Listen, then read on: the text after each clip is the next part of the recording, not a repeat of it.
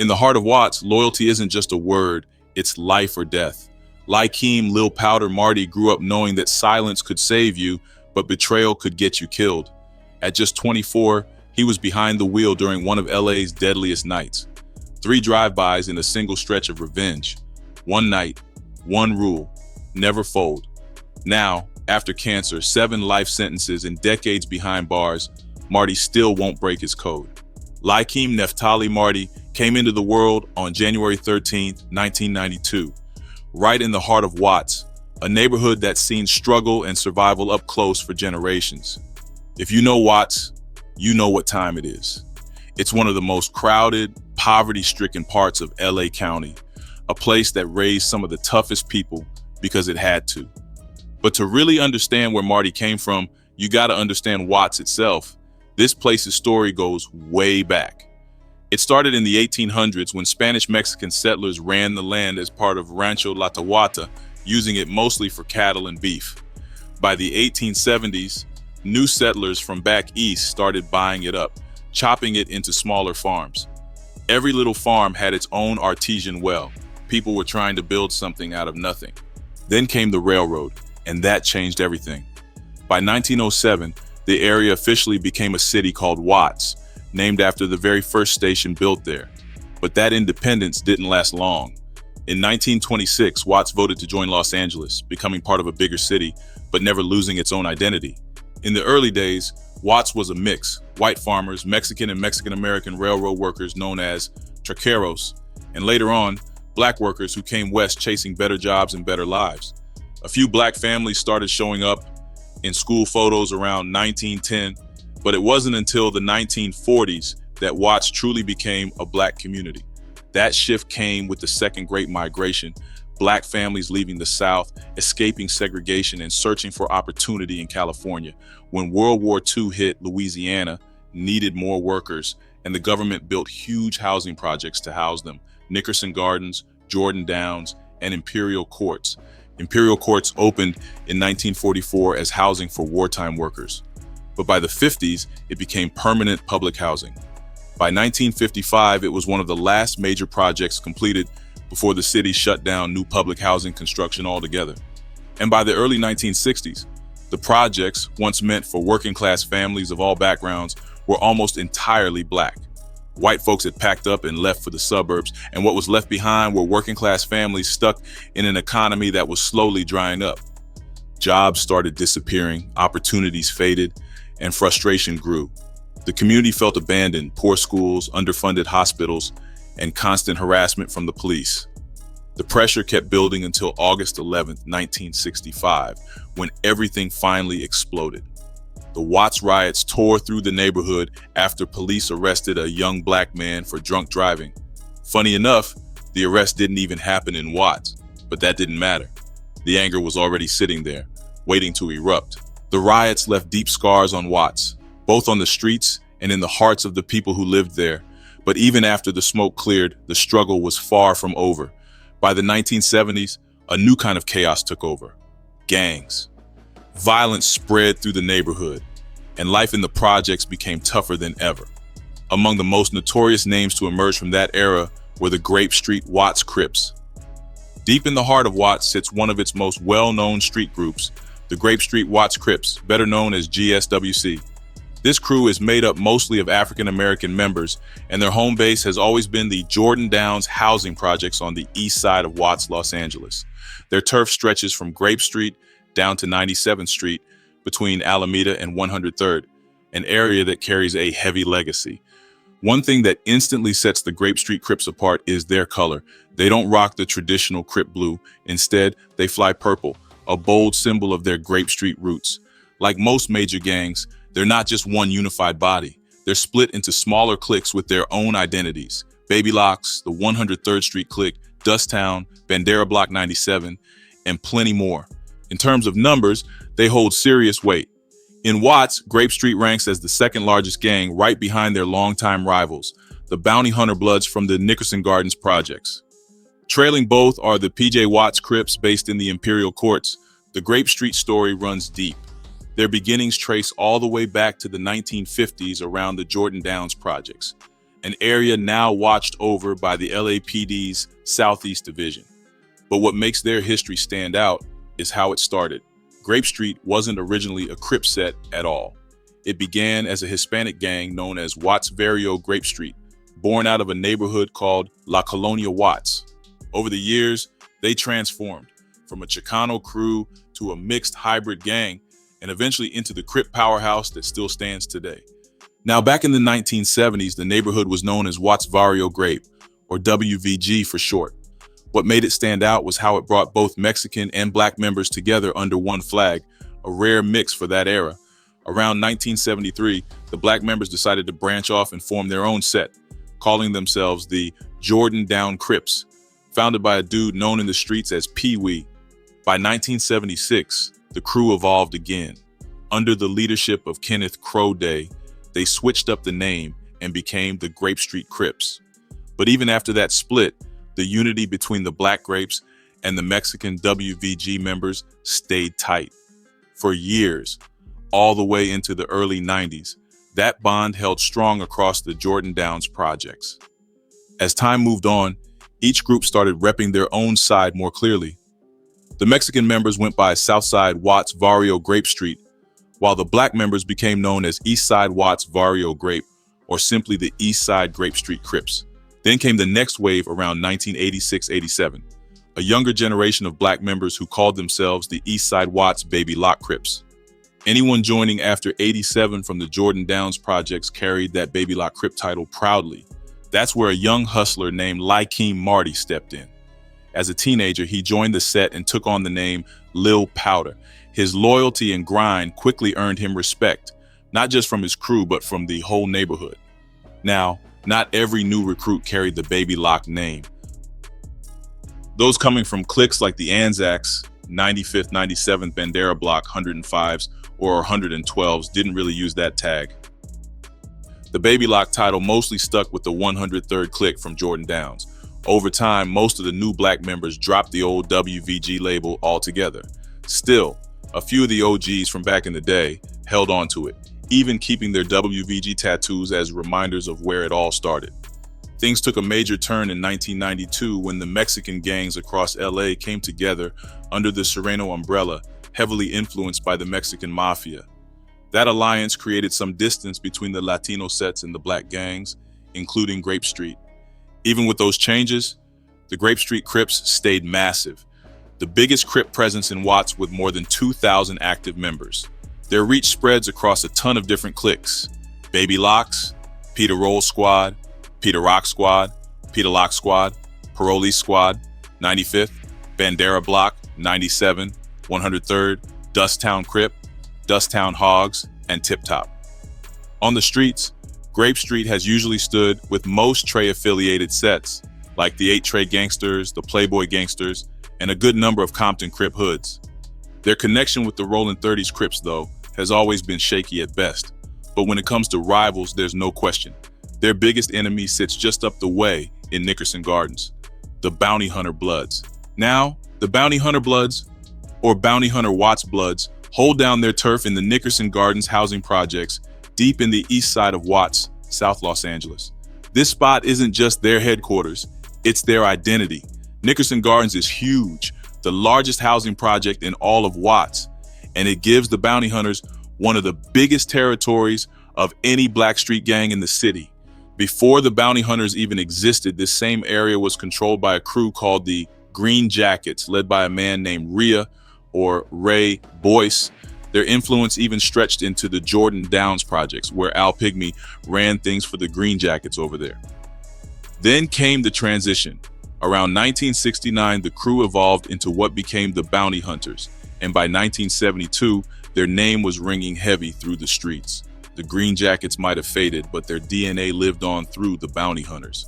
Two key figures, Gary Barker and Bobby Jack, helped shape the gang's earliest form, starting out around 112th Street inside Nickerson Gardens. By the late 70s, the movement started to spread. In 1978, the Bellhaven Bounty Hunters came up just west of Central Avenue, and a few years later, in 1981, Renee McGowan started the Lot Bounty Hunters, one of the first women to found her own section of the gang. Today, the Bounty Hunters stand as one of the most powerful black gangs in Watts, right alongside the Grape Street Crips and the PJ Watts Crips. A lot of the younger bounty hunters end up at Centennial High School, even though it sits over in Peru territory, showing how deep their presence runs through LA's South Side. Their turf covers the entire Nickerson Gardens complex, stretching from Imperial Highway down to 114th Street, boxed in by Central and Compton Avenue. With more than 2,000 documented members, they're broken into all kinds of smaller cliques: Bellhaven, Lot Boys, Block Boys, and a series of lines marking different streets. Ace Line on 111th, Deuce Line on 112th, Trey Line on 113th, 4 Line on 114th, and 5 Line on 115th. And just like every blood set, they rep that red with pride. Members often ink B and H tattoos, short for bounty hunters, and throw up the same letters in their hand signs, keeping their legacy alive in every corner of Nickerson Gardens. Now, the rivalry between the Bounty Hunter Bloods and the Grape Street Watts Crips ran deep, easily one of the most violent and long-lasting feuds Watts has ever seen. Whenever people talk about gang wars in that area, this is the one that always comes up first. But everything changed in 1992. That's when the Watts Truce came into play, a peace agreement that finally slowed down decades of non-stop bloodshed. And it wasn't some young hotheads making peace for the cameras. It was the OGs, the older heads who'd seen too much death and wanted something better for their kids. The truce actually went official the day before the Rodney King verdict dropped, right before LA exploded in riots. For a minute, it felt like real hope. Folks from rival housing projects were crossing lines, hugging, visiting family they hadn't seen in years. Still, the streets didn't turn peaceful overnight. There were plenty of personal beefs, shootouts over territory, drugs, and yeah, sometimes even women. Fights still broke out inside the projects, and they were often settled the hard way, with MAC-10s and SIGs. But the truce did change one major thing. It ended that cycle of all-out warfare. No more full-blown carloads of gang members rolling into another hood just to spray bullets because of colors or blocks. For a while, Watts finally breathed a little easier. By the time 2004 rolled around, the streets in Watts started to feel different. A new wave of young hitters, barely teenagers, some as young as 13 or 14, were coming up fast. These were kids raised on stories of old wars, old pride, and old pain. And in the projects, word spreads quicker than smoke. Whispers turn into rumors, rumors turn into tension, and soon everybody knew that legendary peace treaty was hanging by a thread. It didn't take long for boundaries to tighten up again. Folks in Nickerson Gardens stopped wandering near Jordan Downs, and anyone from Jordan Downs knew better than to show up around Nickerson or Imperial Courts. The energy shifted. Even respected Grape Street voices like Bow Wow, a 26-year-old from the set, said the focus wasn't on peace anymore, just trying to cool things down enough to stop the bullets. By 2005, it was clear. The treaty that once made history had completely fallen apart. The same agreement that had brought temporary calm to one of the hardest hit black neighborhoods in America was gone. And with it came blood, heartbreak, and a rising body count. Those peaceful nights when purple, red, and blue could mix without fear were now just memories. The unity between Grape Street, purple, Bounty Hunter Bloods, red, and the Project Crips, blue, had faded into legend. The numbers told the story loud and clear. In 1989, before the truce, the LAPD logged 25 murders in the Watts projects. By 1997, at the height of the peace, that number dropped to just 4. But by 2005, violence had crept back heavy. At least 7 murders, dozens of shootings, and nearly 200 violent crimes. Everyone could see it now. The truce was done for good. Gone were the block parties, the football games, and the rare moments of unity. Gone was the time when a Grape Street Crip could chill at a barbecue in Nickerson Gardens without looking over his shoulder. For people like Del Hester from Grape Street, the fallout hit home. He couldn't even visit his own son, whose mother lived in Nickerson. For him, the streets weren't just hot, they were personal. Even though cops had been saying for years that the peace wouldn't last, it wasn't until this point that the sets themselves finally said it out loud. The Watts Truce was dead, and the bad blood didn't fade away. By 2016, old wounds reopened, leading to a new wave of violence between the Grape Street Crips and the Bounty Hunter Bloods. That summer, the feud turned deadly again when Mafia Ray, a high-ranking Grape Street member, was killed by a Bounty Hunter Blood in Hawthorne, a grim reminder that in Watts, peace has always been fragile. It was a hot Saturday afternoon, July 16th, 2016, about 4 p.m., and the barbershop Oop de Cuts was buzzing like usual. The spot sat right in that strip mall off Crenshaw and El Segundo, surrounded by a pawn shop, a check cashing place, and a little sandwich joint. Inside, the Clippers were humming, the conversation was loud, and everything felt normal. Until it wasn't. Mafia Ray, real name Raymond Lee Arnold, was in there that day. People say he got into it heavy with a couple of other dudes. Voices raised, tempers flaring, energy shifting quick. And then, just like that, the air cracked. One of them pulled a gun. Shots rang out inside the shop, and the chaos spilled into the parking lot. More gunfire followed, fast, reckless, echoing through the strip. By the time the smoke cleared, Mafia Ray was hit bad. Another man, a 29-year-old customer, just trying to get his cut and go, caught a stray too. Hawthorne PD got a flood of 911 calls around that time. When officers pulled up, they found Mafia Ray lifeless inside Up to Cuts, right there where the argument had started. The other man was rushed to the hospital, hurt, but hanging on. Detectives started piecing things together quick. Shell casings were scattered everywhere, inside the shop, out in the lot. Lieutenant John Corina from the sheriff's department said they even found another man at a nearby hospital, shot and in surgery. Looked like he'd been part of that same shootout. From the early signs, this wasn't one-sided. Bullets were flying both ways, into the shop and out of it. But what sparked it all? Nobody was talking. Corina said straight up, it was tough to get answers. Up to Cuts already had a rep too. The place had seen its share of drama, shootings, fights, bad blood. Just a week before, somebody had already let shots off there.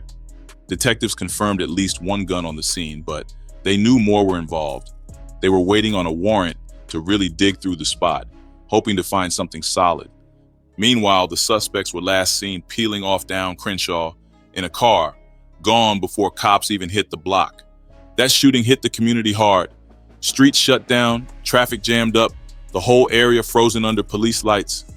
And for the gang tied to Ray, there was no question about what came next. With one of their own gone like that, and word spreading fast through the neighborhood, the streets knew what time it was. The Grapes weren't about to let that slide. Get back was coming. It was a hot night on August 3rd, 2016, and tension was thick around the Jordan Downs projects. The Grape Street boys were moving different that night. Smith, Lil Powder, Lawson, and Bradford all linked up, and at the top of it all was Vernon Williams, the shot caller running point. Williams had a mission on his mind: get back at the bounty hunters. Under his orders, the crew split into 3 whips, all synced up through their phones like it was a coordinated hit. Leading the pack was a Mercedes with Williams and Bradford inside, playing scout duty, eyes peeled for any rivals in sight. Then came the Lexus, a decoy ride loaded with 3 members ready to pull heat off the others if cops popped up. But the real action sat in that Nissan. That was the shooting car. Lil Powder behind the wheel, Smith and Lawson in the back, all strapped and ready. They rolled out, cruising toward the Howard Hughes Center in Culver City, where Williams swore they'd catch some bounty hunter blood slipping. And just like that, it happened. Williams spotted a Maserati and called it a rival. No words needed. The Nissan pulled up, windows dropped, and Smith, Lawson, and Lil Powder lit it up. Bullets flew, and the Maserati's driver caught multiple shots, ending the night in a hospital bed instead of the streets. After that first shooting, things only got darker. The crew managed to get their hands on an AK-47, but Vernon Williams still wasn't satisfied. He wanted blood. He told his guys the job wasn't done, and the 3 cars rolled out again, this time toward Nickerson Gardens, looking for another target. They circled the area for a while, headlights cutting through the night, until Lil Powder finally parked the Nissan near a field where a group of people were chilling. Without a word, Lawson leaned out and emptied his pistol into the crowd, bullets flying wild and even hitting a nearby house. Meanwhile, Smith was fumbling with the AK, trying to cock it, but couldn't get it to fire. Lucky for everyone out there, no one was hit. The convoy then regrouped at a nearby park. Williams was frustrated. Nobody had been killed, and that wasn't what he wanted. He personally helped Smith get the AK ready, making sure it was locked and loaded this time. Then they moved again, heading to a gas station right across from Nickerson Gardens. From inside the Mercedes, Either Williams or Bradford spotted a white Chrysler parked at the pumps and decided that was their next target. Behind the wheel of that Chrysler was a man named Dougal Cordero, with his girlfriend, Ijeoma Chukwudi, sitting beside him. A third man, Paul Richmond, was just nearby, leaning against a wall. Smith walked up with the AK in his hands, looked straight at Dougal, said, "What's up, cuz?" and then let loose. Shots rang out, echoing through the night. In the chaos, Ijeoma did something incredible. She jumped over her dying boyfriend's body, slid into the driver's seat, and sped off, driving 2 miles straight to the LAPD Southeast Division station. Officers rushed out as she pulled in, calling for paramedics, but it was too late. Dougal had been hit in the head and was pronounced dead at 1:06 a.m. His girlfriend and Paul both survived and were rushed to the hospital. Investigators soon started connecting the dots. Shell casings from all 3 shootings were collected, and ballistic testing showed the same gun was used in the Howard Hughes Center and Nickerson Gardens attacks. The casing from the gas station matched the kind of rounds fired by an AK-47. Then came the video evidence. Surveillance cameras caught everything. At Nickerson Gardens, footage showed the Nissan, Mercedes, and Lexus rolling through, followed by people suddenly scattering and the Nissan speeding away. Over at the gas station, the same 3 cars were seen moving in tandem before the Nissan pulled in and the shooting started. Multiple rounds tore through the Chrysler, shattering its back window and even killing the power at the station. Seconds later, all 3 cars took off into the night together. Detectives zeroed in on the people inside that blue Lexus. LASD Detective Steve Blagg put out the call, urging anyone who knew who was riding in those cars that night to speak up. He made it clear. This happened right across from Nickerson Gardens, and while Dougal was known as a gang member, Blagg's message was firm. Everyone's life counts. The hardest part of it all was getting witnesses to come forward. Fear of retaliation was real in those streets, and Blagg knew it. He pleaded with the community to break the silence, promising protection for anyone willing to talk. But even with that, the wall of silence stayed strong. Still, the investigation didn't stop. Soon after the gas station shooting, cops pulled over that Lexus and took everyone inside into custody. The very next night, they caught up with the Nissan and arrested Lil Powder and Smith, the same 2 who had been riding dirty when all hell broke loose. After the arrests went down, the truth, or at least Smith's version of it, started spilling out.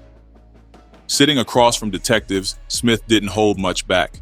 He admitted straight up that he was part of the Grape Street crew behind the shootings at Nickerson Gardens and the gas station. The reason? Pure revenge for one of their own who got killed. But Smith also tried to shift the story. He claimed it wasn't all by choice. According to him, Vernon Williams and another gang member roughed him up, robbed him, and then forced him into it. He said they pointed a gun at him, made him hop into the Nissan with Lil Powder and Lawson, and even told him to load an AK-47 into the back seat. During questioning, Smith's story bounced around a bit, especially about where exactly he sat in the car. But one thing he kept steady, he said Lil Powder and Lawson were the ones pulling the triggers. In his version, they were the shooters at both Nickerson Gardens and the gas station. He swore he never fired a single shot himself, though he did admit he cocked the AK-47 for Lawson right before everything popped off. Once Lawson and Bradford were charged, both of them decided it was smarter to talk than to sit. They cut plea deals, agreeing to testify truthfully in exchange for lighter sentences. Lawson, just 18 at the time, was hit with a 28-year sentence, but could see parole after 13. Bradford, who was 19, got 9 years total. When it came time for Smith's verdict, the jury didn't hold back.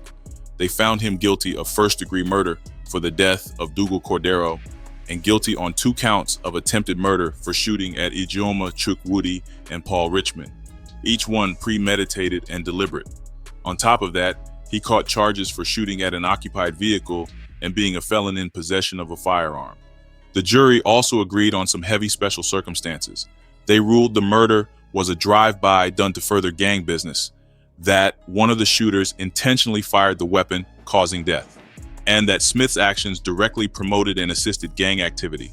The sentence came down hard: life without parole plus 25 years to life for the murder, consecutive life terms and another 25 years to life for each attempted murder, and an extra 3 years for having a gun as a felon. It was over. Smith wasn't ever coming home. Lil Powder's fate was just as sealed. The jury found him guilty across the board too. They said he carried out the drive-by with the intent to kill and that everything he did was in service of his gang. The enhancements made it even worse. He was found guilty of crimes involving a firearm that caused death and of committing those acts specifically to benefit the gang. When sentencing day came, the judge stacked his time sky high. For killing Dougal, Lil Powder got life without parole plus another 25 years to life. Then came consecutive life terms and 25 years to life for the attempted murders of Chukwudi and Richmond. Another life term plus 20 years to life for the attempted murder tied to Nickerson Gardens. And finally, 15 years to life for shooting at a home. Those sentences weren't running together, they were back to back, one after another, meaning Lil Powder would spend the rest of his days behind bars, paying the full price for that August night when revenge took over everything else. What are your thoughts on this story? Appreciate you watching. If you enjoyed the video, hit that like button and make sure to subscribe for more.